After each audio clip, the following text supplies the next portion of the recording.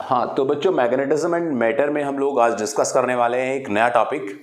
Last lecture में हमने सीखा था कि किस तरीके से मैग्नेटिज्म और मैग्नेटाइजिंग फील्ड बेसिकली जो होती है उनकी क्या क्या रिलेशंस होते हैं, और उस रिलेशन में हमने एक नई चीज़ डिस्कस की थी, वो थी ससेप्टिबिलिटी।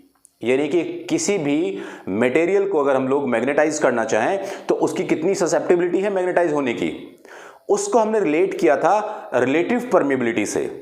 और एक सिंपल रिलेशन हमने सेट कर लिया था रिलेटिव परमिबिलिटी का और ससेप्टिबिलिटी का। Relative permeability mu R that is equal to 1 plus chi chi, जो भी ससेप्टिबिलिटी जो हमने बोला था, ये एक रिलेशन हमने सेट किया था बच्चों। उसी लास्ट लेक्चर में मैंने डिस्कस भी किया था, आपको बताया भी था, और मैं फिर दोबारा से डिस्कस कर देता हूं, आपको बता देता हूं कि इस काई यानी कि ससेप्टिबिलिटी पे बेस्ड, इस शाई बेस्ड या इस ससेप्टिबिलिटी पे बेस्ड हम लोग एक मटेरियल को या मटेरियल्स को कैरेक्टराइज किया करते हैं, उसकी बेसिकली कैटेगरी बनाया करते हैं कि किस किस तरह के मटेरियल हैं। मेरी बात को फिर ध्यान से सुनिएगा। अगर ससेप्टिबिलिटी की वैल्यू 1 मींस पॉजिटिव, 0 और नेगेटिव पाई जाती है तो उस बेसिस पर हम उसको कैटेगराइज कर लेते हैं और हम कहते हैं कि मैग्नेटिक प्रॉपर्टीज ऑफ मटेरियल के बेस पर हमने उसको कैरेक्टराइज किया 3 तरह के मटेरियल्स में। सबसे पहले अगर मैं बात करूं तो हमने पढ़ा डायमैग्नेटिक मटेरियल। ऑलराइट, उसके बाद हम लोग बात करते हैं तो आता है पैरामैग्नेटिक मटेरियल, पैरामैग्नेटिक। और बच्चों लास्ट में हम डिस्कस करें तो वो आता है फिर फेरोमैग्नेटिक मटेरियल। ओके, तो ये बेसिकली तब नेगेटिव होगी ससेप्टिबिलिटी। मैं आपको एक्सप्लेन करूंगा, टेबल वाइज बताऊंगा पूरी चीजें। नेगेटिव होगी ससेप्टिबिलिटी तो ये वाला डायमैग्नेटिक होता है, पॉजिटिव लेकिन वैल्यू स्मॉल होती है तो ये पैरामैग्नेटिक होता है, और पॉजिटिव और वैल्यू बहुत बड़ी होती है तो उसमें वो फेरोमैग्नेटिक होता है। तो इस बेसिस पर हम लोग किस तरह से समझेंगे कि कौन पैरामैग्नेटिक है, कौन फेरोमैग्नेटिक है और कौन आपका डायमैग्नेटिक है। तो आइए मैं सबसे पहले स्टार्ट कर लेता हूं डायमैग्नेटिक से आपको पढ़ाना कि डायमैग्नेटिक मटेरियल क्या होगा। सुनना बच्चों, मान लीजिएगा, जैसे एक एग्जांपल से समझने की कोशिश करते हैं। हमारे पास सोलेनॉइड है और उस सोलेनॉइड में करंट फ्लो हो रहा है I। अगर किसी भी सोलेनॉइड में I करंट फ्लो होने की वजह से, जैसे मान लीजिए ये मैंने सोलेनॉइड लिया एक, इस सोलेनॉइड में I करंट फ्लो हो रहा है, और I करंट फ्लो होने की वजह से जो मैग्नेटिक फील्ड बना, वो मैग्नेटिक फील्ड बना म्यू नॉट NI। किसी भी सोलेनॉइड में I करंट फ्लो होने की वजह से मैग्नेटिक फील्ड जो बनता है that is mu naught NI। हमने डिस्कस किया हुआ था। मान लीजिएगा यहां पे मैं अगर डायग्राम में समझाऊं तो ये हमारे पास एक सोलेनॉइड है, ऑलराइट, और इस सोलेनॉइड में कोई भी करंट फ्लो हो रहा है I, और उस I करंट फ्लो होने की वजह से इसके अंदर जो मैग्नेटिक फील्ड पैदा हुआ that magnetic field is mu naught NI। here I is the current, N is the number of turns and mu naught is the constant, medium constant, और बी नॉट उसका मैग्नेटिक फील्ड बना। अगर मान लीजिए इस current carrying solenoid के अंदर, इस करंट कैरिंग सोलेनॉइड में हमने करंट फ्लो कराया, उसकी वजह से मैग्नेटिक फील्ड बना, और इसके अंदर मैं कोई अगर मटेरियल रख दूं, इस मटेरियल को मैं इस सोलेनॉइड के अंदर रख देता हूं, तो इस मटेरियल का भी अपना कैरेक्टरिस्टिक है। मैंने आपको बताया था, इसको हमने मैग्नेटाइजेशन कहा था कि हर मटेरियल मैग्नेटिक इफेक्ट पैदा करता है, तो इसका भी अपना एक गुण है मैग्नेटिक फील्ड बनाने का। और ये तो करंट कैरिंग सोलेनॉइड तो मैग्नेटिक फील्ड बनाई गई, तब इस करंट कैरिंग सोलेनॉइड के अंदर इस मैग्नेटिक या इस मटेरियल को डाला जाता है तो इसके पास एक मैग्नेटिक फील्ड पैदा हो जाती है। कैसी मैग्नेटिक फील्ड पैदा होती है, क्या कहानी होती है, आइए मैं डिस्कस कर देता हूं। सुनना मेरी बात को। सोलेनॉइड का केस हमने पढ़ लिया, अब इस मटेरियल के बारे में बात करूंगा मैं आपसे। इस मटेरियल में जो इलेक्ट्रॉन्स थे, उन इलेक्ट्रॉन्स के रिवोल्यूशन की वजह से मैग्नेटिक फील्ड डेवलप हो रखा था। कैसा, किस तरह से समझना। मान लीजिए एक इलेक्ट्रॉन ऐसे चल रहा था, इसमें इस मटेरियल में एक इलेक्ट्रॉन इस डायरेक्शन में रिवॉल्व कर रहा था, तो मैग्नेटिक फील्ड कहां, इस डायरेक्शन में ऐसे रिवॉल्व कर रहा था, मैग्नेटिक फील्ड की डायरेक्शन ये। अगर वो ऐसे रिवॉल्व करता, मैग्नेटिक फील्ड की डायरेक्शन ये। तो ऐसे करके इसमें नेट मैग्नेटिक डायपोल मोमेंट, इस मटेरियल के अंदर नेट मैग्नेटिक डायपोल मोमेंट जो बना वो नेट मैग्नेटिक डायपोल मोमेंट 0 रहा। जीरो था। जितना इधर से रिवॉल्व कर रहे थे प्रोबेबिलिटी है उतने ही इधर से रिवॉल्व कर रहे होंगे इलेक्ट्रॉन्स, और इस मटेरियल के पास नेट कितना बन गया, तो इसके पास नेट जो मैग्नेटिक इफेक्ट आया फिर मैग्नेटिक डायपोल मोमेंट आया वो जीरो आया। लेकिन जैसे ही हमने उस मटेरियल को इस सोलेनॉइड में रखा, यहां पर ये मान लीजिए हमने उस मटेरियल को सोलेनॉइड में रख दिया। अब जैसे ही हमने इस मटेरियल को सोलेनॉइड में रखा तो इसने भी अपनी एक मैग्नेटिक फील्ड पैदा की, और उस मैग्नेटिक फील्ड का नाम दिया कि वो मटेरियल ने अपने बेसिस पर पैदा की, तो हमने क्या बोला उसको, मैग्नेटिक फील्ड बाय मैटर या मैग्नेटाइजेशन की वजह से मैग्नेटिक फील्ड। तो ये जो मैग्नेटाइजिंग फील्ड से बना या फिर ये जो आपका सोलेनॉइड से बना, इन दोनों का जो रिलेशन है वो एक दूसरे के अपोजिट होता है। कैसे? इसके द्वारा बनाया गया मैग्नेटिक फील्ड की डायरेक्शन ये, इसने जो मैग्नेटिक फील्ड बनाई that is in this direction. ये मैं किसकी डायरेक्शन बता रहा हूं, ये मैं डायरेक्शन बता रहा हूं आपको बी नॉट की डायरेक्शन है बच्चों ये। ऑलराइट, किसने बनाया बी नॉट मैग्नेटिक फील्ड? इस सोलेनॉइड ने बनाया बी नॉट मैग्नेटिक फील्ड। इसके अंदर भी एक मटेरियल रखा था, हाँ रखा था। उस मटेरियल का नेट मैग्नेटिक फील्ड कितना था? आंसर है जीरो था। नेट मैग्नेटिक डायपोल मोमेंट कितना था? जीरो था, क्योंकि इधर भी मैग्नेटिक फील्ड बन रहा था, इधर भी मैग्नेटिक फील्ड बन रहा था। ऐसे भी रिवॉल्व कर रहे थे, ऐसे भी रिवॉल्व कर रहे थे।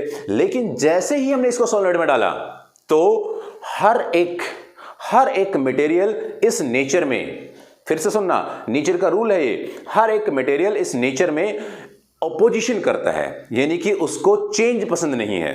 तो जैसे ही इसमें इधर की तरफ नेट मैग्नेटिक फील्ड लगना स्टार्ट होता है, जो किसने बना रखा था? सोलेनॉइड ने। सोलेनॉइड इसको कहता है कि भाई साहब नेट मैग्नेटिक फील्ड इधर बनेगा, तो ये कहता है नहीं, मुझे चेंज पसंद नहीं है। जो इधर से बना रहा था मैग्नेटिक फील्ड, इधर से बना रहा था, उसमें से क्या करता है ये कि अपने इस वाले मैग्नेटिक फील्ड में कटौती कर देता है और इस वाले को बढ़ा देता है। यानी कि जो इधर वाले इलेक्ट्रॉन ऐसे रिवॉल्व कर रहे थे उनकी संख्या बढ़ा देता है, या तो उनकी वेलोसिटी बढ़ा देता है, या कुछ भी करके इस तरफ के इलेक्ट्रॉन को वो ज्यादा कर देता है जिससे मैग्नेटिक फील्ड इधर की तरफ ज्यादा बने। सोलेनॉइड बना रहा है इधर, इसके रिवोल्यूशन के इलेक्ट्रॉन बना रहे हैं अपोजिट डायरेक्शन में, तो एक दूसरे को क्या करते हैं वो अपोज, और तब वो एक दूसरे को अपोज करके मैग्नेटिक फील्ड को डाई करने की, मारने की कोशिश करता है। तो उस तरह के मटेरियल को हम लोग क्या कहते हैं? Diamagnetic material. फिर से सुनना, मैं लिखूंगा यहां पर, ये इधर से ऐसे जो मैग्नेटिक फील्ड बना दैट इज व्हाट? BM। और जो इधर मैग्नेटिक फील्ड बन रहा था सोलेनॉइड का वो क्या? B नॉट और BM एक दूसरे को क्या कर रहे हैं? अपोज कर रहे हैं। अगर B नॉट और BM एक दूसरे को अपोज कर रहे हैं तो इस तरह के मटेरियल को नाम दिया जाता है डायमैग्नेटिक मटेरियल।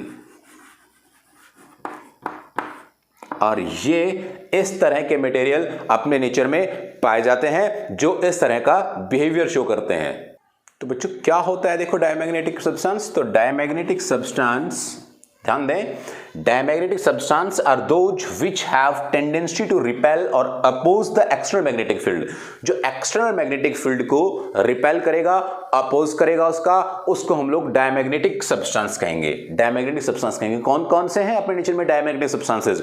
तो उसके एग्जांपल्स हैं bismuth, copper, lead, silicon, nitrogen, water, NaCl, sodium chloride. ये सारे के सारे जो माने जाते हैं, ये सब माने जाते हैं कि ये डायमैग्नेटिक मटेरियल, डायमैग्नेटिक सब्सटेंस के एग्जांपल्स हैं। मोस्ट ऑफ द जो इनमें से हैं दे आर सुपर कंडक्टर। भाई साहब ध्यान देना, यहाँ पे एक इंपॉर्टेंट लाइन है, ये सुपर कंडक्टर होते हैं। ये सुपर कंडक्टर होने का मतलब क्या हुआ? सुपर कंडक्टर होने का मतलब ये हुआ कि उनकी जो कंडक्टिविटी है वो बहुत ज्यादा है, और उस सुपर कंडक्टिविटी की वजह क्या होती है? वो ये होती है कि एक दूसरे को रिपेल करते हैं और अपने अंदर क्या है? कंडक्टिविटी पैदा कर लेते हैं। और उनका एक बेसिक रिलेशन दे रखा उन्होंने कि इसकी जो ससेप्टिबिलिटी होती है दैट इज -1। डायमैग्नेटिक सब्सटेंस के लिए susceptibility -1 and the relative permeability is 0। Alright, तो रिलेटिव परमिएबिलिटी 0 होने से समझ भी आ रहा है यार, रिलेटिव परमिएबिलिटी 0 होगी तो ऑफ कोर्स क्या हो जाएगा? ये ससेप्टिबिलिटी आपकी -1 हो जाएगी। तो ये जो पूरी की पूरी कहानी है इसको हम लोग समझा करते हैं, इसको हम लोग कहा करते हैं कि ये कंप्लीटली डायमैग्नेटिज्म के बारे में नॉलेज या इंफॉर्मेशन है। सिमिलरली पैरामैग्नेटिक की कहानी भी होती है, उसको मैं आपको बताऊंगा, लेकिन पहले के एग्जांपल मैं आपको लेता हूं और उस एग्जांपल में समझने की कोशिश करते हैं कि किस तरह का बिहेवियर एक्सटर्नल मैग्नेटिक फील्ड में डायमैग्नेटिक सब्सटेंस और पैरामैग्नेटिक सब्सटेंस शो करते हैं वो हम देखते हैं। मैं अभी के लिए इसे हटा रहा हूं और फिर हम उसका डिफरेंट जो एग्जांपल्स हैं उन एग्जांपल्स के बेसिस पर आगे हम स्टडी करेंगे उसकी, राइट। तो आपने इसको लिख लिया होगा या फिर स्क्रीनशॉट ले लिया होगा, नहीं तो आप ले लिया करें और चीज़ों को लिखते रहें, समझते रहें। बेसिक कोर्स मैंने आपको समझाया था कि ऐसा क्यों होता है, कैसा क्यों होता है कि डायमैग्नेटिक मटेरियल्स क्यों अपोज करते हैं उसको। तो उसमें एक बार ऐसे घूम रहे होते हैं कुछ इलेक्ट्रॉन्स, कुछ ऐसे घूम रहे होते हैं।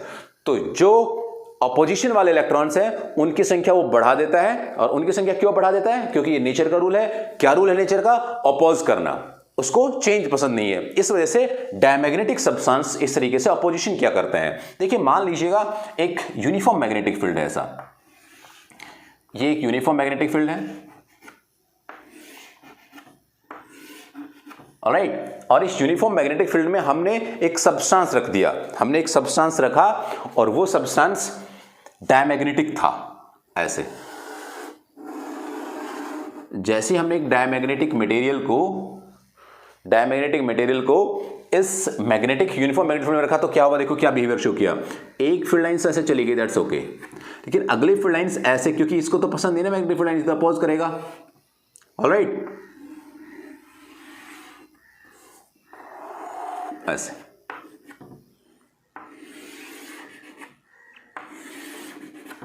तो ये कौन सा मटेरियल रहा होगा? तो ये मटेरियल रहा होगा डायमैग्नेटिक, क्योंकि डायमैग्नेटिक रिपेल करता है फील्ड लाइंस को। तो फील्ड लाइन को यहां से ऐसे जाने से मना करेगा, कहेगा आप ऐसे निकल जाइए, यहां से जाने से मना करेगा, कहेगा आप ऐसे निकल जाइए, यहां से चलो एक तो बीच में जाएगी क्योंकि रिपल्शन होता है इसमें। तो यहां पर जो मैग्नेटिक फील्ड है वो क्या है? कमजोर, यानी कि यहां की मैग्नेटिक फील्ड वीक है, यहां की मैग्नेटिक फील्ड कमजोर है।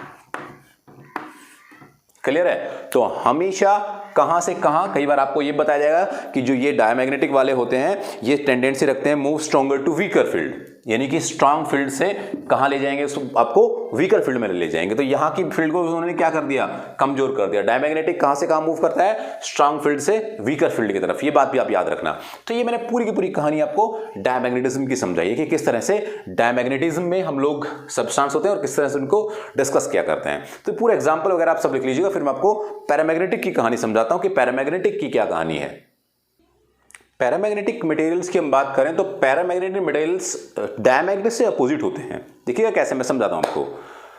जनरली मैंने आपको समझाया था कि मटेरियल के पास जो मैग्नेटिक फील्ड लाइंस होती हैं, due to orientation, due to spin of the electrons, जो इलेक्ट्रॉन्स एटम में घूम रहे होते हैं उनकी वजह से जो मैग्नेटिक फील्ड बनी होती है, वो डायमैग्नेटिक में जो नेट मैग्नेटिक डायपोलमेंट था वो जीरो था। लेकिन कुछ मटेरियल ऐसे पाए जाते हैं जिनके अंदर ये नेट मैग्नेटिक डायपोल जीरो नहीं होता, वहां पर कुछ ना कुछ मैग्नेटिक डायपोल मोमेंट होता है उस मटेरियल का। जैसे एक मटेरियल के पास जो रिवोल्यूशन ऑफ इलेक्ट्रॉन्स हैं वो इस डायरेक्शन के कुछ हैं, कुछ इस डायरेक्शन के हैं, लेकिन उनके पास नेचुरली एक फिक्स डायरेक्शन में मैग्नेटिक डायपोल मोमेंट पाया ही जाता है। और अगर उसके एक ही डायरेक्शन में मैग्नेटिक डायपोल मोमेंट पाया जाता है तो वो अपने आप को अलाइन करके in the direction of magnetic field कर लेता है। कौन सी मैग्नेटिक फील्ड? जो उस सोलेनोइड की थी। देखिएगा सिंपल शब्दों में बात करता हूं मैं आपसे।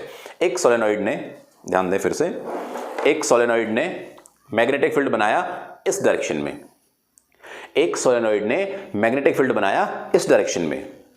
एक सब्सटेंस के पास, एक पैरामैग्नेटिक सब्सटेंस के पास मैग्नेटिक फील्ड इधर भी था, लेकिन जो नेट था उसका वो जीरो नहीं था। इस अकेले का नेट जीरो नहीं था, इसका भी मैग्नेटिक फील्ड इस डायरेक्शन में थोड़ा सा मान लीजिए पाया गया, इस डायरेक्शन में थोड़ा सा मैग्नेटिक फील्ड पाया गया इस मैग्नेटिक मटेरियल का भी। और इसने किधर बना रखा था? अपोजिट डायरेक्शन में।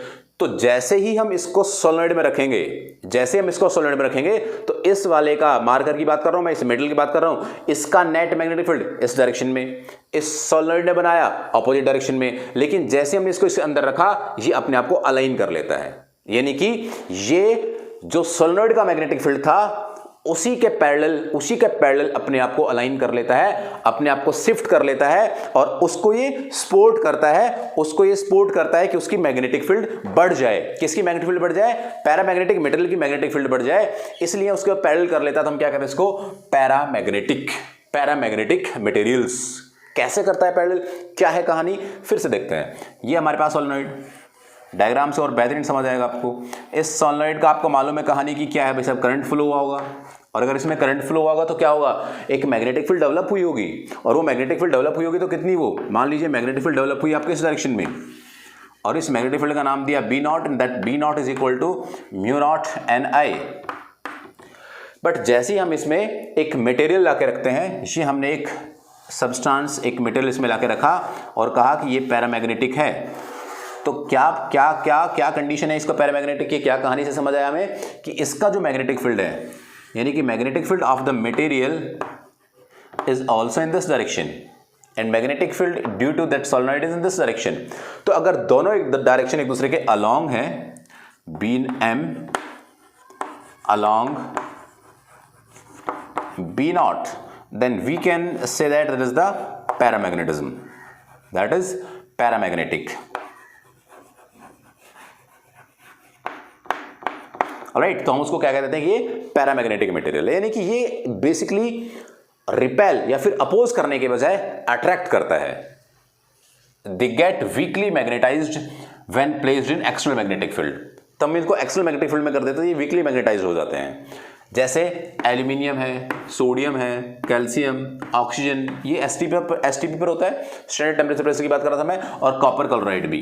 तो ये सारे के सारे कौन से हैं, पैरामैग्नेटिक मटेरियल्स हैं। जैसे मान लीजिए, फिर से मैं एग्जांपल, वही एग्जांपल जो मैंने लास्ट टाइम लिया था उसको फिर से लेता हूं मैं। ये हमारे पास कुछ मैग्नेटिक फील्ड लाइंस हैं, जिसको मैंने कहा uniform magnetic field lines, right. और इस यूनिफॉर्म मैग्नेटिक फील्ड लाइंस में मान लीजिए मैं किसी डायमैग्नेटिक मेटल को रख दूं, ये मैंने यहां पर रख दिया एक, नॉट डाया, पैरामैग्नेटिक मेटल को रख देता हूं, तो क्या कहानी होती है, ये ऐसे ऐसे हमने एक पैरामैग्नेटिक मेटल को इसके अंदर रख दिया, अरे ऐसे रख दिया यार, ठीक है। तब मैंने इसको इसके अंदर रखा तो क्या हुआ मैग्नेटिक फील्ड लाइंस के साथ कि ये जो मैग्नेटिक फील्ड लाइंस ऐसे जा रहे थे ना, यहां से ये जा रहा था, तो ये तो चलो ठीक है, इसको तो सीधा भेज देते हैं यार, जा बेटे तू भी क्या याद रखेगा, ओके।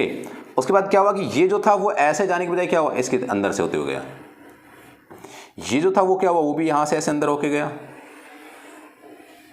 और ये तो था ही इसके अंदर ऐसे, ऑलराइट। तो क्या हो गया यहां पर, तो यहां पर हो कहानी ये गई कि ये जो मैग्नेटिक फील्ड लाइंस ने इसको अट्रैक्ट कर लिया, वहां रिपेल हो रहा था, यहां पे क्या हो रहा है, अट्रैक्शन हो रहा है। तो कौन सा सब्सटेंस है ये, फिर से मैं रिपीट करता हूं, ये पैरामैग्नेटिक है, पैरामैग्नेटिक मटेरियल्स हैं ये, राइट। तो इनमें अट्रैक्शन होता है, ये फील्ड लाइंस को अट्रैक्ट करते हैं, राइट। तो इस पूरी के पूरे कहानी में आपको समझ आया होगा कि क्या पैरामैग्नेटिक होते हैं, क्या डायमैग्नेटिक होते हैं, कैसे उनके बिहेवियर होते हैं, कौन कौन डायमैग्नेटिक होता है, कौन कौन पैरामैग्नेटिक होता है, कौन स्ट्रांग मैग्नेटिक फील्ड से वीक मैग्नेटिक फील्ड में जाते हैं डायमैग्नेटिक, कौन वीक से स्ट्रांग में जाते हैं, तो वो कौन है आपके पैरामैग्नेटिक, ऑलराइट। क्योंकि यहां पर अब फील्ड कैसा हो गया, यहां पर फील्ड आपका हो गया स्ट्रांग, फील्ड लाइन नजदीक हो गई है, वहां पर फील्ड लाइन दूर हो गई थी, राइट।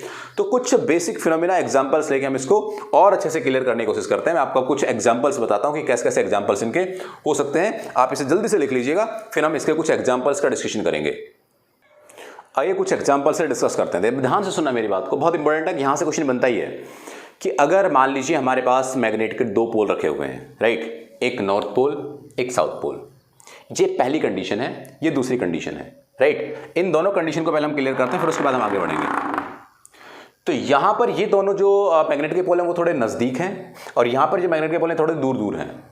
तो इसके पास और इसके पास मैग्नेटिक फील्ड में क्या क्या डिफरेंस होंगे, वो मैग्नेटिक फील्ड लाइंस के डिफरेंस में आपको समझाता हूं। देखो ध्यान से सुनिएगा, यहां से फील्ड लाइन जो होंगी वो ऐसे होंगी, यहां से नॉर्थ टू साउथ, इधर north to south and north to south, similar cases बिल्कुल वैसे ही यहां भी। यानी कि अगर मैं इनको नंबरिंग करूं कि ये नंबर 1 है, ये नंबर 2 है, ये नंबर 3 है, तो इनमें से ध्यान देना, तो इनमें से कहां पर मैग्नेटिक फील्ड स्ट्रांग है, तो आंसर है magnetic field at 2 is stronger, ध्यान देना, stronger than magnetic field at 1 and 3। अब आप मुझे सवाल करेंगे कि ऐसा क्यों है, क्यों आप कह पा रहे हैं कि मैग्नेटिक फील्ड स्ट्रांग होगा यहाँ का और यहाँ का वीक होगा। जैसे मैं मान लीजिए इनको यहाँ पे नीचे लिख लेता हूँ, ये आपका 1 है, ये आपका 2 है और ये आपका 3 है, क्योंकि मुझे अभी एक एग्जांपल लेना ऊपर, राइट।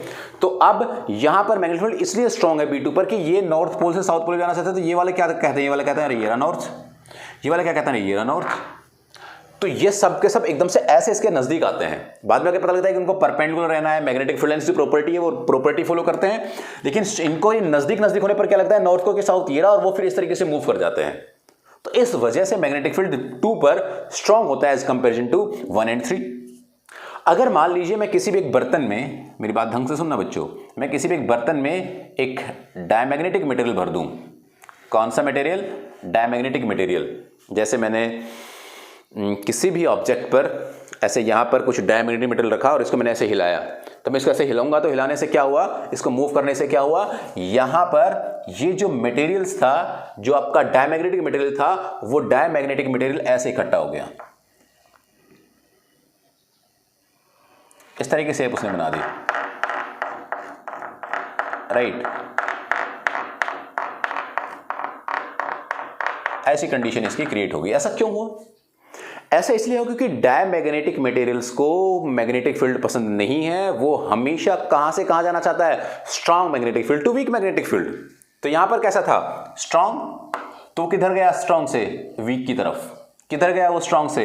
वीक की तरफ। इसलिए कभी भी जो भी मटेरियल स्ट्रांग मैग्नेटिक फील्ड से वीक मैग्नेटिक फील्ड की तरफ जाए तो आप क्या कहेंगे कि वो डायमैग्नेटिक मटेरियल है। कैसा है वो? Diamagnetic material. ऑलराइट। या फिर आपसे कहे कि डायमैग्नेटिक मटेरियल किस तरह का बिहेवियर शो करता है, तो आप कहेंगे वो इस तरह का बिहेवियर दिखाता है। अगर मैं बात करूं कि हमारे पास मैग्नेटिक 2 पोल बराबर बराबर दूरी पर, यानी कि इतनी दूरी पर नहीं है, इससे ज्यादा दूरी पर है, ज्यादा एक दूसरे के दूर है, तो वहां पर फील्ड लाइन का जो डायरेक्शन होता है या फील्ड लाइन की जो बेसिकली इंटेंसिटी या फील्ड लाइंस बेसिकली जो होती हैं वो इस तरह की होती हैं। अब ऐसा क्यों? अब ऐसा इसलिए कि ये जो फील्ड लाइंस है वो फील्ड लाइंस, सर आप पता नहीं क्या आज मजाक सा कर रहे हो, अच्छा सा समझ नहीं आ रहा, अच्छा सा समझ नहीं आ रहा, बहुत तो समझ आ रहा होगा। देखो कैसे, सुनना मेरी बात, यहां से फील्ड लाइन निकलती है तो वो क्या नॉर्थ के पास जाना चाहती है। जब वो ऐसे यहां पर जाती है तो याद आती है अच्छा ये रहा नॉर्थ, तब वो नॉर्थ की तरफ चलना स्टार्ट करती है। यहां पर तो उनको डायरेक्ट दिखाई दे गया था तो वो नजदीक आ गई थी, लेकिन यहां पर तो वैसे बाहर निकलेंगी, एक दूसरे से रिपेल होंगी, रिपेल होने की वजह से ऐसे दूर जाना चाहेंगी, लेकिन आगे जाकर उनको देखेगा अरे ये रहा साउथ, तो यहां पर तो ये साउथ की तरफ मुड़ जाती है। ऑलराइट। तो इसलिए क्या हुआ कि यहां की जो फील्ड लाइंस है, मुझे अब इसको भी नंबरिंग देनी चाहिए, 1 2 3। तो यहां पर जो B2 है वो B2 मैग्नेटिक फील्ड लाइंस का जो बेसिकली रिलेशन है वो B2 मैग्नेटिक फील्ड लाइंस कम है। किसके कंपैरिजन में? 1 और 3 के कंपैरिजन में। B1 से और B3 से ये फील्ड लाइंस कमजोर है B2 पर। और अगर यहां पर अब मैं ऐसा करूं, ध्यान दें मेरी बात पे बच्चों, अगर मैं यहां पर वो सब्सटेंस ले आऊं, डायमैग्नेटिक सब्सटेंस ले आऊं और इस बर्तन में रख दूं, तो क्या होगा? तो अब ऐसा होगा कि ये यहां पर तो ऐसे छोटे छोटे बनेंगे ऐसे, और ये यहां पर ऐसे बड़ा, और फिर यहां पर ऐसे छोटा। क्योंकि क्या हुआ, अब यहां पर जो फील्ड लाइन है वो कैसी है? स्ट्रांग है। यहां पर फील्ड लाइन कैसी है? स्ट्रांग है। यहां की फील्ड लाइन कैसी है? वीक है। और अगर यहां पर फील्ड लाइन वीक है तो इस कंडीशन से आपको समझ आया होगा बच्चों कि ये इस तरह का अपना नेचर, इस तरह का बिहेवियर, इस तरह का अपना अरेंजमेंट्स बना लेता है। ऑलराइट। तो ये किसके बारे में बात हो रही है? ये आपको बात हो रही है डायमैग्नेटिक मटेरियल्स के बारे में।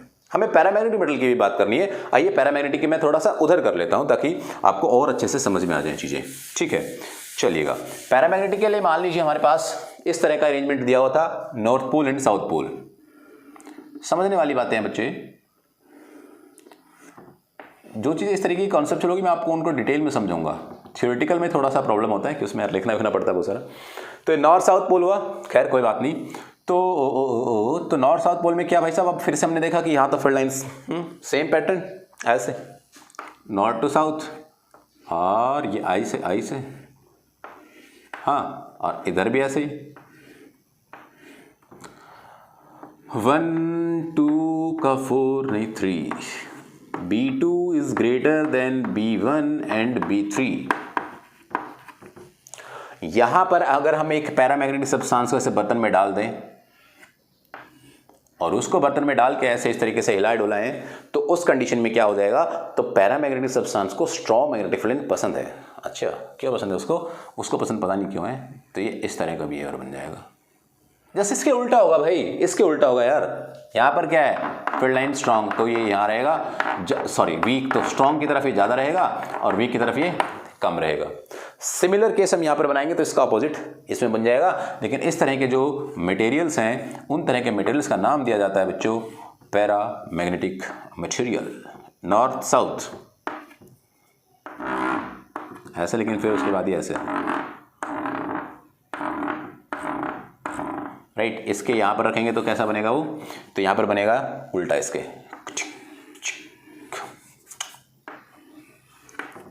ठीक है, जैसे उसके अपोजिट हो गए, राइट। तो इस तरह के मेटेरियल को क्या बोला जाता है, इस तरह के मेटेरियल को पैरामैग्नेटिक मटेरियल, पैरामैग्नेटिक,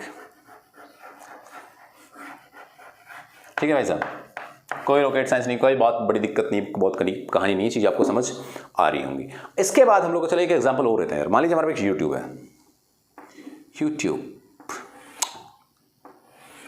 इस यूट्यूब में हमने एक टाइप के मेटेरियल की गैस भरी हुई है,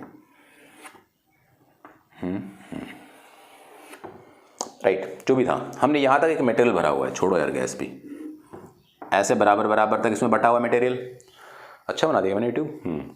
अब इसमें हमने क्या किया कि यहां पर मैग्नेट रख दिए। अब मैं आपसे पूछूंगा, आप मुझे बताइएगा भाई साहब, नॉर्थ साउथ, तो हमने नॉर्थ साउथ ये रखे, तो रखते देखा गया कि ये वाला जो मटेरियल का ये वाला जो पार्ट था, ये यहां से शिफ्ट होकर के इधर आ गया, और ये यहाँ से जो पहले था वो अब इतने में ऐसे भर गया, ये नीचे आ गया, थोड़ा सा इधर ऊपर उठना ही था। तो ये बताइए कि इसके अंदर जो मटेरियल था वो कैसा था, डायमैग्नेटिक या पैरामैग्नेटिक। जो मैग्नेटिक फील्ड लाइन से दूर भागे, जो मैग्नेटिक फील्ड लाइन से दूर भागे, स्ट्रॉन्ग से वीक की तरफ भागे, या जिसको मैग्नेटिक फील्ड पसंद नहीं हो, या जो मैग्नेटिक फील्ड लाइन को रिपेल करें, अरे जो अपोज करें, कौन सा होता है, डायमैग्नेटिक। क्लियर है। अब वो आपसे कहते हैं कि इसमें हमने गैस भरी हुई है, ऑप्शन देगा नाइट्रोजन, ऑक्सीजन, इस तरह के वो आपको ऑप्शन देता है, और उस ऑप्शन में आपसे पूछता है कि बताइए ये किस तरह की गैस इसमें भरी हुई है। तो आप क्या कहेंगे, तो आप कहेंगे कि एक नाइट्रोजन है, क्योंकि नाइट्रोजन हमने क्या पढ़ा था, हमने नाइट्रोजन पढ़ा था आपका एक डायमैग्नेटिक सब्सटेंस होता है, राइट। तो हमने डिस्कस कर लिया इसको। इस तरह की बात करेगा वो, आपसे बात करेगा इस तरह से एक बार मैग्नेट रखवाएगा, ऐसे मैग्नेट रखे होंगे, ये ऐसे मैग्नेट रखा होगा, ये बीच में ऐसे रखेगा बार मैग्नेट को, कि ऐसे रखा जाएगा बार मैग्नेट, तो जिसमें रिपेल करेगा वो डायमैग्नेटिक, और जिसमें उसका बेसिकली रिपेल नहीं करेगा, अट्रैक्ट करेगा, या उसी के अपोजिशन को नहीं करेगा, तो क्या लेंगे उसको, पैरामैग्नेटिक। तो डायमैग्नेटिक पैरामैग्नेटिक की पूरी कहानी मैंने आपको समझाई। एक टेबल से मैं आपको और डिस्कस करूंगा कि किस तरीके से डायमैग्नेटिक, पैरामैग्नेटिक, फेरोमैग्नेटिक के जो ससेप्टिबिलिटी के, रिलेटिव परमेबिलिटी के रिलेशंस हैं वो क्या क्या हैं और कैसे कैसे हैं, उनको भी हम डिस्कस करेंगे। लेकिन पहले आप इस एग्जांपल को, पूरे के पूरे एग्जांपल्स को अपनी नोटबुक में चिपका दीजिएगा, फिर मैं अगले पॉइंट पर आता हूं, जल्दी करिएगा बच्चों। तो बच्चों इस तरीके से रिलेट किया गया है डायमैग्नेटिक, पैरामैग्नेटिक और फेरोमैग्नेटिक सब्सटेंस या मटेरियल्स को in terms of susceptibility, relative permeability और उन सब के दोनों के बीच के रिलेशंस को। ध्यान से समझिएगा, मेरी बात को सुनना ढंग से। सबसे पहले उन्होंने बात की वो की ससेप्टिबिलिटी की, कि भाई डायमैग्नेटिक, पैरा और फेरो में किस तरह के ससेप्टिबिलिटी के रिलेशंस होते हैं। तो जो ससेप्टिबिलिटी है, चाई से आप कहते हैं, वो 0 से तो पाया जाता है छोटा, और या तो -1 के बराबर रहता है या फिर -1 से थोड़ा सा बड़ा रहता है, यानी कि वो नेगेटिव में रहता है। ऑलराइट, तो ये यहां से क्लैरिटी हमें आती है कि फेरोमैग्नेटिक का ससेप्टिबिलिटी के साथ, ये डायमैग्नेटिक का ससेप्टिबिलिटी के साथ ये रिलेशन पाया जाता है। अभी मैं अगर साथ साथ पैरामैग्नेटिक की बात करूं तो पैरामैग्नेटिक की कंडीशन में ऐसा नहीं है। पैरामैग्नेटिक कंडीशन में वो ससेप्टिबिलिटी पॉजिटिव तो होती है, बट कंपैरेटिवली स्मॉल होती है, 1 से छोटी होती है, 1 से छोटी और 0 से बड़ी। दैट मीन्स पैरामैग्नेटिक में पॉजिटिव तो है बट बहुत बड़ी वैल्यू नहीं है। अगर मैं फेरोमैग्नेटिक की बात करूं तो वहां पर भाई साहब ये ससेप्टिबिलिटी 1 से बहुत बहुत बहुत बहुत बड़ी होती है, यानी कि इसमें पॉजिटिव होती है, इसमें भी पॉजिटिव होती है, बट इसकी पॉजिटिव बड़ी वैल्यू है और इसकी पॉजिटिव वैल्यू छोटी वैल्यू है। अगर मैं आता हूं डायमैग्नेटिक के रिलेटिव परमिएबिलिटी पर, रिलेटिव परमिएबिलिटी की बात करता हूं मैं, तो रिलेटिव परमिएबिलिटी में क्या होता है, देखो यहां पर ये 1 से तो छोटा होता है, लेकिन 0 से या तो बड़ा, 1 से छोटा, 0 से थोड़ा सा बड़ा, या फिर 0 के बराबर होता है। ये रिलेटिव परमिएबिलिटी का relation in case of diamagnetic.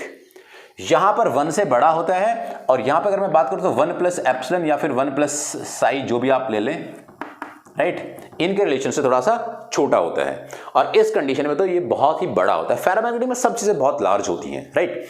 अगर मैं इनके रिलेशन की बात करूं तो यहां पर in case of free space, in case of free space and in case of any medium, उनमें मीडियम वाला इस फ्री स्पेस से छोटा पाया जाता है, और यहां पर बड़ा पाया जाता है। इसके जस्ट उल्टा है, क्योंकि ये तो, और यहां पर तो बहुत बड़ा पाया जाता है। ये वाली सिचुएशन फेरोमैग्नेटिक में बहुत बड़ी है, यहां पर है, वहां पर बहुत है, यानी कि ज्यादा है, राइट। तो इस कंडीशन से इन सब से हम लोग डिस्कस कर लिया करते हैं कि पैरा, फेरो, डायामैग्नेटिक मटेरियल्स में relation of susceptibility, relative permeability क्या क्या होते हैं, कैसे कैसे होते हैं। आई थिंक आपको ये सारी बातें बहुत अच्छे से क्लियर हुई होंगी। अगर बहुत अच्छे से क्लियर हुई है प्लीज़ आप लिखें कि ये चीज़ें आपको समझ आई हैं, बहुत बेहतरीन समझ आई हैं, राइट। तो आप जरूर कमेंट बॉक्स में लिखें कि दिस इज जो भी कंडीशंस फेरोमैग्नेटिक पैरामैग्नेटिक, ये आपका कॉन्सेप्ट एकदम से क्लियर है। मैं अगले लेक्चर में आपको इस फेरोमैग्नेटिक के बारे में पूरी डिटेल दूंगा, पूरी कहानी सिखाऊंगा, सारी की सारी बातें डिस्कस करेंगे, एवरीथिंग हम सबको सीखने वाले हैं, राइट। लेकिन आप लोग प्लीज चीज़ों को ढंग से पढ़ते रहिएगा।